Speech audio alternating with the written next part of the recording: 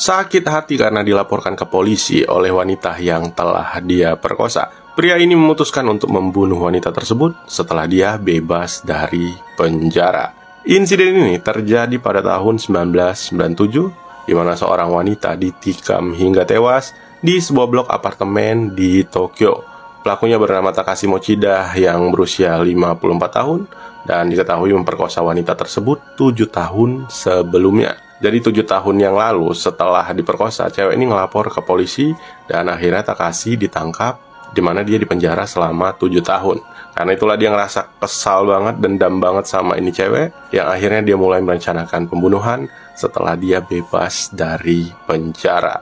Terus siapa ini Takashi Mochida? Apa hubungannya sama cewek ini? Kenapa mereka bisa bertemu yang akhirnya terjadi pemerkosaan tersebut? 10, 9, 8, 7, 6, 5, 4,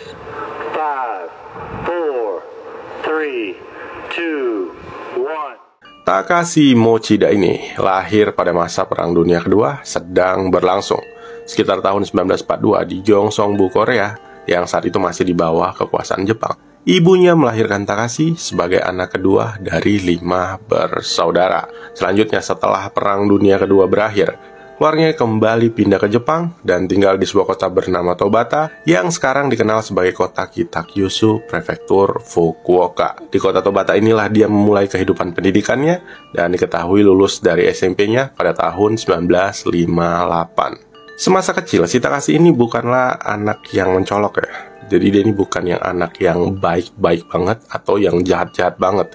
Jadi yang sedang-sedang aja. Tapi ketika dia memasuki masa remajanya, Takashi mulai banyak tingkah. Dia sering ketahuan nyolong di toko baju, jambret, ngerampok, yang akhirnya bikin dia sering keluar masuk penjara. Kemudian di usia 30-an pada tahun 1976, Takashi ini pindah sendiri ke Yamaguchi buat cari kerjaan yang benar. Kerja jadi kuli, kerja di toko cat, sampai akhirnya dia dapat kerjaan di sebuah teater strip, yaitu kayak teater dewasa yang isinya orang-orang telanjang gitu, sebagai pengatur penerangan teater. Nah, pada masa-masa inilah dia secara nggak sengaja ketemu sama gadis SMA yang saat itu kabur dari rumah, di mana dia jatuh cinta kepada gadis ini dan mulai berkencan. Mereka sering ngabisin waktu bareng-bareng, kayak makan bareng, mandi bareng, tidur bareng, sampai akhirnya Takashi mikir buat masukin cewek ini kerja ke tempat dia kerja.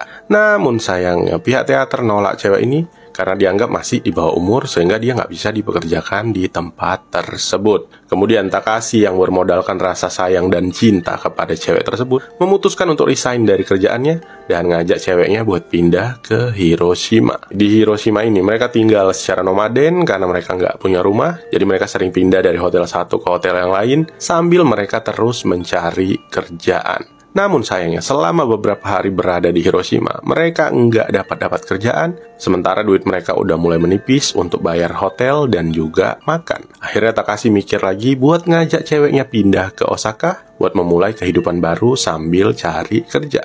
Hari itu sekitar tanggal 12 Agustus tahun 1976 di kamar hotel mereka. Takashi mulai ngajak ceweknya buat pindah ke Osaka. Tapi ternyata ceweknya nggak mau diajak pindah ke Osaka karena katanya dia udah mempersiapkan mentalnya buat balik lagi ke rumah orang tuanya. Takashi yang mendengar jawaban cewek tersebut merasa nggak terima dong. Dia kayak, gila gue udah capek-capek berkorban buat lu, resign kerja, pindah, nyari kerja sana-sini buat ngasih makan lu juga. Kok sekarang lu mau ninggalin gua? Ya nggak bisa gitu dong. Takashi ini ngerasa kesal banget, marah banget, benci banget sama ini cewek. Selain karena ajakannya buat pindah ditolak, cewek ini juga udah mulai dingin sama dia dan ngerasa kalau dia udah berubah, udah nggak seromantis pertama kali mereka berkencan. Akhirnya karena perasaan campur aduknya tadi, Takashi memutuskan buat ngebunuh ini cewek dengan cara melilitkan tali yukata yang sedang dia pakai. Jadi dia kayak ngambil tali yukata yang ada di pinggangnya, terus ngelilitin ke leher ceweknya, terus dia kenceng-kencengin sampai cewek itu tewas. Kemudian setelah dia ngebunuh ceweknya tersebut, sesuai rencana awalnya, Takashi segera pindah ke Osaka. Takashi mikir kalau dia ini harus cepet-cepet ngumpet, karena cepat atau lambat mayat si cewek pasti bakal ditemukan dan dia bakal segera diincar sama polisi. Jadilah dia pergi ke daerah Minato-ku di Osaka buat check-in di sebuah hotel melati dengan menggunakan nama palsu. Dan walaupun selama 2 minggu Takahashi berhasil terhindar dari deteksi polisi, pada tanggal 25 Agustus di tahun yang sama, polisi menggerebek hotelnya di mana Takahashi ditangkap dan dihukum penjara selama 10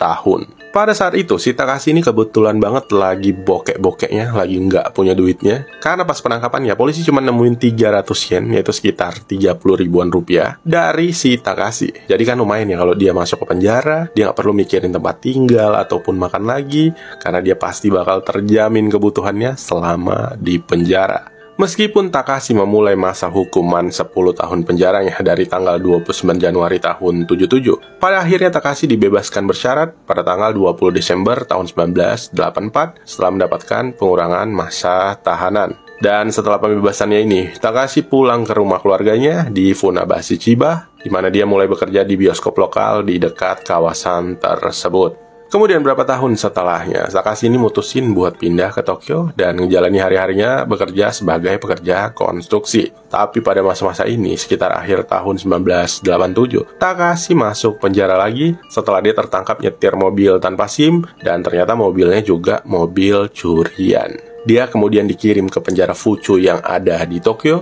untuk menjalani masa hukuman penjaranya sekitar 1,5 tahun. Dan Takahashi kembali mendapatkan pembebasan bersyarat pada tanggal 15 Desember tahun 1989. Tapi semua serangkaian kejahatannya ini belum berakhir ya guys. Bahkan ini belum masuk ke tahap awal di mana kasus ini akan dimulai. Karena 4 hari setelah dia dibebaskan bersyarat ini, Takahashi akan mulai melakukan kejahatan lagi, yaitu pemerkosaan, di mana dia akan kembali masuk ke dalam penjara. Hal inilah yang menjadi awal dalam kasus ini dan kemudian akan membuat Takahashi mendapat hukuman mati. Pada tanggal 19 Desember tahun 1989, yaitu 4 hari setelah dia dibebaskan bersyarat, Takahashi sedang berada di sebuah halte bus di kota Oshima, Tokyo untuk menunggu sebuah taksi. Nah, pada saat inilah dia melihat seorang wanita keluar dari taksi dalam keadaan mabuk. Wanita tersebut bernama Kyoko Kanuma, dia berusia 37 tahun dan bekerja di sebuah perusahaan tembakau di Jepang. Melihat Kyoko dalam keadaan mabuk, Takahashi mencoba mendekatinya dan mengajaknya untuk minum-minum di sebuah restoran di sekitar situ. Entah karena mabuk atau memang mau, Kyoko menerima ajakannya tersebut sehingga mereka berakhir di sebuah restoran di mana mereka minum-minum dan ngobrol banyak hal. Dari percakapan inilah si Takahashi ini jadi tahu tentang siapa itu Kyoko, di mana dia kerja, dan tahu kalau Kyoko ini tinggal sendirian di apartemennya. Selanjutnya sekitar jam 2 pagi, mereka kemudian keluar dari restoran tersebut di mana si Takahashi mencoba buat ngajak si Kyoko buat check-in di sebuah hotel. Tapi Kyoko nolak dan terus berjalan menuju apartemennya. Selagi si Kyoko berjalan dengan sempoyongan, si Takahashi ngikutin dari belakang dan dia juga kayak ngomong, "Gak takut tinggal sendirian, Neng. Ini tinggal bareng abang." Ya karena si Kyoko juga lagi mabuk berat, dia nggak dengerin omongan si Takahashi dan terus saja jalan menuju apartemennya. Hingga kemudian pas Kyoko berjalan di sekitar area gelap di sisi blok apartemen, Takahashi ini tiba-tiba nyergap Kyoko dan menciumnya. Kyoko yang kaget berusaha sekuat tenaga melepaskan sergapannya dan berhasil mendorong si Takahashi sampai jatuh. Tapi Takahashi ini makin beringas, yang dimana dia mengambil sebuah kabel listrik yang ada di sekitarnya untuk dililitkan ke leher Kyoko yang akhirnya membuat Kyoko pingsan. Selanjutnya Takahashi mulai menggerayangi Kyoko dan setelah puas dia kemudian kabur membawa tasnya yang berisi dompet dan barang-barang lainnya. Kemudian Kyoko yang ditinggalkan dalam keadaan setengah telanjang terbangun dari pingsannya setelah seorang datang menyelamatkannya. Dan sebenarnya pada saat itu si Kyoko ini nggak begitu yakin kalau dia udah menjadi korban dalam pemerkosaan. Beberapa hari setelah kejadian tersebut, Takahashi ini menelpon Kyoko, yang dimana dia dapat nomor telepon Kyoko dari buku catatan yang ada di dalam tas yang dia colong. Dalam pembicaraan di telepon tersebut, Takahashi mengatakan kalau dia telah memperkosa Kyoko. Takahashi meminta uang 100.000 yen kepada Kyoko dan mintanya menyerahkan uang tersebut pada tanggal 29 Desember sekitar jam 10 pagi di dekat pintu stasiun Oshima. Selain itu, Takahashi juga ngancem Kyoko, kayak dia bakal nyebarin berita di tempat kerjanya kalau si Kyoko ini udah diperkosa, dan bakal ngelakuin hal-hal yang lebih sadis lagi kalau dia coba-coba lapor ke polisi. Takahashi juga menekankan kepada Kyoko kalau ini bukan cuman sekedar ancaman. Kyoko yang dengar ancaman dari Takahashi ini cuman ngejawab hai, seakan-akan kayak mengiyakan perjanjian tersebut. Padahal keesokan harinya Kyoko pergi kantor polisi buat ngelaporin insiden pencabulan yang dia alami, pencurian dan juga pemerasan. Polisi kemudian bekerja sama dengan Kyoko, di mana Kyoko berpura-pura menyerahkan uang kepada si Takashi, dan polisi bakal ngintai dari belakang. Ketika Kyoko bertemu dengan Takashi, polisi dengan cepat menyergap Takashi, yang dimana akhirnya dia ditangkap dan dijebloskan ke dalam penjara. Dan meskipun kejadian tersebut terjadi di Tokyo, Takashi kemudian dikirim ke penjara Sapporo pada tahun 1990 untuk menjalani masa hukuman penjaranya selama 7 tahun. Sejak ditangkap dan masuk ke dalam penjara, Takashi ini terlihat seperti menyesal dan meminta maaf. Tapi ternyata dalam lubuk hatinya yang paling dalam, dia ini ngerasa benci banget, dendam banget sama Kyoko, karena menurutnya Kyoko ini udah ingkar janji untuk nggak ngelaporin dia ke polisi. Dan selain itu, dia juga ingat pernah bilang ke Kyoko kalau ancaman ini bukan sekedar omong kosong, yang akhirnya dia mikir buat merealisasikan ancamannya tersebut. Selain itu, kebenciannya sama Kyoko juga semakin meningkat ketika teman satu selnya bilang kepada Takashi kalau hukumannya ini terlalu berat, karena biasanya pelaku kejahatan kayak Takashi ini cuma dihukum sekitar 4 hingga 5 tahun. Takashi yang kemudian menjalani masa hukumannya di penjara diketahui sering terlibat perkelahian ekstrim yang membuat dia banyak menghabiskan waktunya di dalam sel isolasi. Nah, mungkin karena kehidupannya yang cukup keras di dalam penjara, belum lagi penjaranya ada di Sapporo yang juga punya iklim yang keras, akhirnya membuat si Takashi tetap konsisten mempertahankan tekadnya untuk membunuh Kyoko ketika dia bebas nanti. Pada tanggal 21 Februari tahun 1997, akhirnya Takashi dibebaskan dari penjara. Hari itu juga dia pulang ke rumah orang tuanya di Funabashi, naik kereta dari stasiun Sapporo menuju stasiun Ueno. Itu sekitar 8 jaman dan Takashi sampai ke rumah orang tuanya keesokan paginya. Sebelum melakukan pembunuhan terhadap Kyoko, terlebih dahulu Takashi membuat rencana di mana dia harus mencari tahu alamat pasti tempat tinggal Kyoko. Dan karena dia udah tahu kalau Kyoko ini tinggal di komplek apartemen Oshima, dia langsung meluncur ke daerah itu keesokan harinya. Jadi rencananya pas dia nyampe di komplek itu, dia bakal mulai ngecekin satu persatu kotak surat buat nyari tahu nomor apartemen si Kyoko. Dan pas dia nyampe komplek tersebut, ternyata ada 7 bangunan utama dengan sekitar 2000 unit. Bayangin dah tuh, dia bakal ngecekin lebih dari 2000 kotak surat buat bisa nemuin nomor kamar Kyoko. Dan untuk menghindari kecurigaan orang-orang, dalam sehari dia cuma memeriksa surat-surat di satu bangunan dan lanjutkan besoknya lagi, dan besoknya lagi.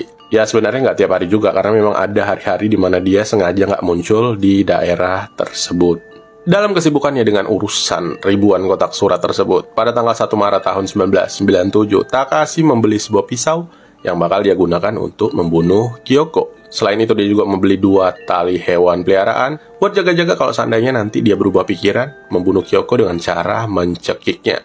Pada masa-masa ini, sebenarnya Takashi juga udah mulai bekerja di sebuah perusahaan peralatan di Chiba. Tapi biar dia lebih dekat dengan apartemen Kyoko, Takashi memutuskan untuk pindah ke sebuah perusahaan konstruksi yang ada di Edogawa dan tinggal di asrama perusahaan sekitar tanggal 14 Maret. Dari sinilah dia mulai kembali memeriksa ribuan kotak surat tersebut dan bahkan gunakan hari liburnya untuk melakukan kegiatannya tersebut. Hingga akhirnya pada tanggal 7 April, Takashi berhasil menemukan nomor kamar Kyoko, yaitu nomor 410 yang berada di gedung 1. Awalnya si Takashi ini masih nyantai, kayak ya udahlah ntar aja dah, nggak usah buru-buru dah. Tapi dia keingat kalau bulan itu adalah bulan April dan akhir April memasuki awal Mei adalah Golden Weeks, yang dimana orang-orang bakal liburan panjang selama seminggu. Karena dia takut kalau Kyoko ini bakal pergi selama Golden Weeks, akhirnya Takashi memutuskan untuk mempercepat rencananya menjadi tanggal 18 April.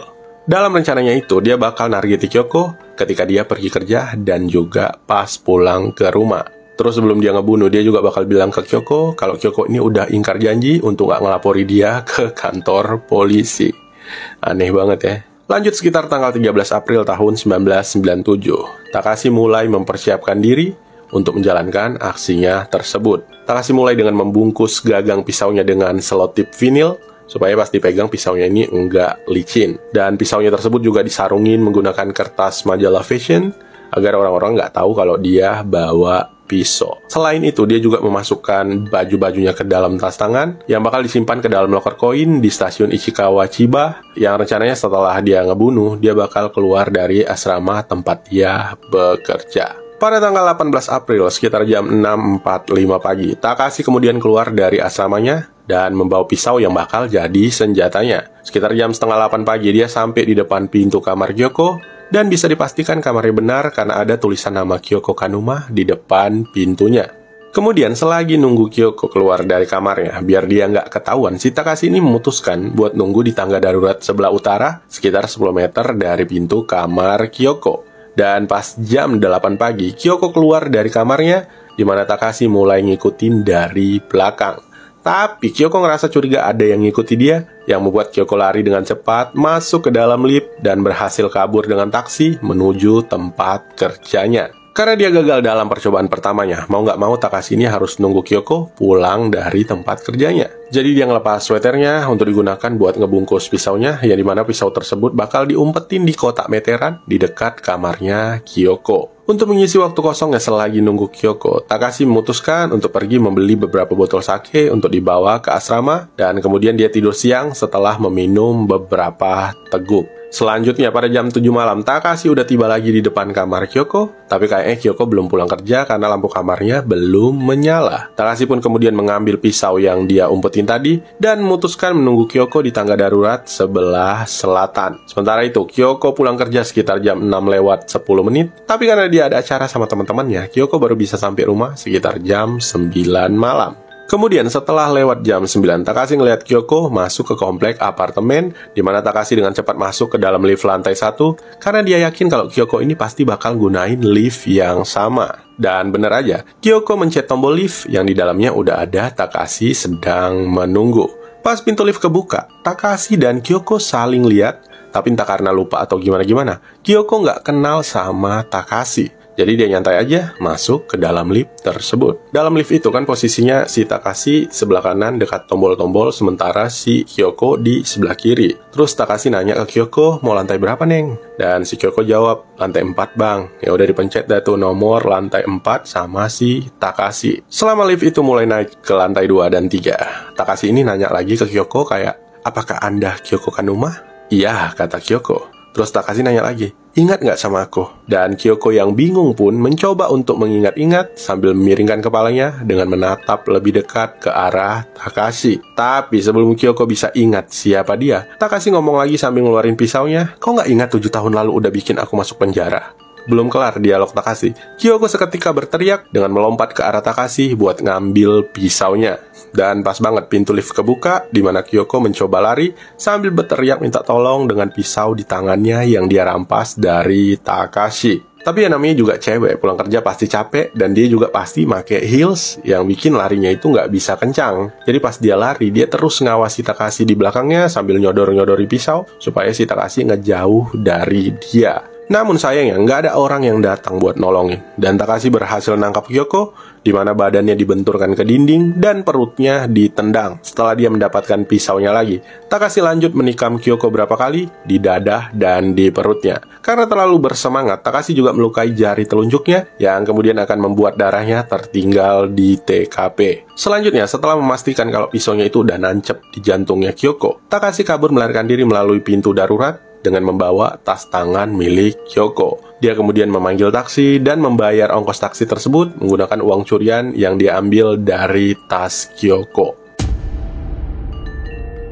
Sekitar jam setengah 10 malam, seorang penghuni di lantai 4 yang sempat dengar jeritan Kyoko menemukan tubuhnya yang udah terkapar penuh darah, dengan cepat memutuskan menelpon layanan darurat 110. Dan setelah dibawa ke rumah sakit Tokyo Metropolitan Sumito, kematian Kyoko kemudian dikonfirmasi pada jam setengah 11 malam dengan penyebab kematiannya adalah karena mati kehabisan nafas. Polisi selanjutnya mulai melakukan penyelidikan setelah memastikan kalau insiden ini adalah kasus pembunuhan. Mereka juga menjelaskan kalau korban disergap beberapa saat setelah turun dari lift dan mengatakan bahwa dendam sebagai motifnya karena luka tusukan yang parah di jantung Kyoko. Dari TKP, polisi juga mengumpulkan sidik jari dan golongan darah yang akhirnya dengan cepat diketahui kalau pelakunya adalah Takashi. Polisi segera mendirikan markas investigasi khusus di mana mereka mulai mencari keberadaan Takashi dengan menyebarkan fotonya. Kemudian seorang supir taksi melapor ke polisi, di mana dia bersaksi telah melihat seorang pria yang mirip dengan foto tersebut, yaitu di hari yang sama dengan hari kejadian di tanggal 18 April. Selain itu, polisi juga memeriksa noda darah yang tertinggal di dalam taksi tersebut, dan ternyata cocok dengan golongan darah yang ditemukan di TKP. Berdasarkan fakta-fakta ini, Departemen Investigasi Khusus melanjutkan pencarian mereka terhadap Takashi, yang akhirnya pada sore hari tanggal 26 April tahun 1997, Takashi kemudian ditangkap di rumah orang tuanya di Funabashi dan didakwa atas tuduhan pembunuhan pada tanggal 16 Mei tahun 1997.